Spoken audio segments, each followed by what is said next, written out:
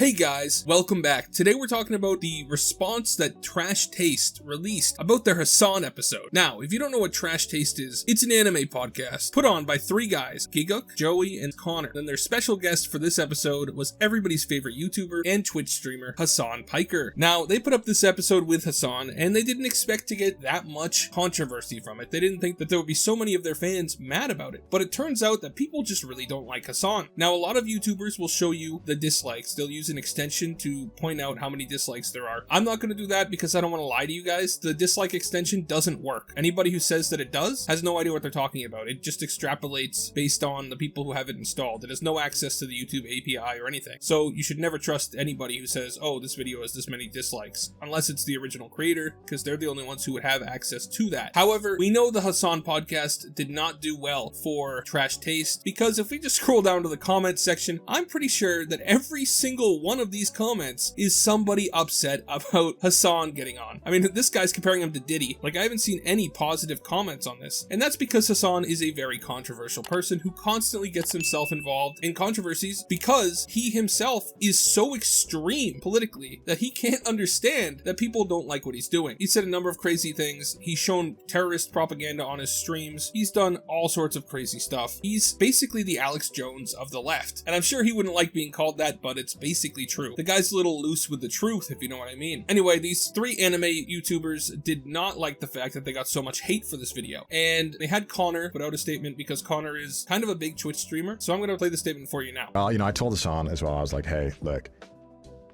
the show is not political. We don't want to deal with politics. You know, we're most likely not going to have you on again. No, and that's not like anything like, hey man, you know, it's just like, look, we don't want to fucking deal with politics. I think the Trash Taste viewers also don't fucking want to deal with intense fucking comments. It sucks to read. People just getting fucking upset as shit about it. And I know some like fans of Hasan will be annoyed about that. But you know, I just told them, I was like, look, at the end of the day, we don't want to invite like a fucking shit show to the comments. And I think it was ignorant on our part to think that if we just didn't talk about politics, that it would stay out of it. Because that was our thinking, you know, because we already had him on once. And it was fine. But some people were angry about it. But yeah, I mean, it was ignorant on our part to think that, you know, if you didn't talk about politics, it wouldn't matter. But yeah, you know, a lot of things have changed in 2 years. I don't keep up with what's going on. You know, I get all of my news from the BBC. I don't go on Twitter. I uninstalled it. You know, I think all of us were kind of blindsided by it. So it was kind of, you know, a lot of people like they're out of touch. I'm like, I guess, like, I think that's safe to say if being in touch is living on Twitter and engaging with politics 24/7, because we just don't do that. We've never done that. I think that it's unhealthy. I feel like the level of vitriol is almost like at a point that is so like toxic to everyone involved, that I have no wish to engage with it.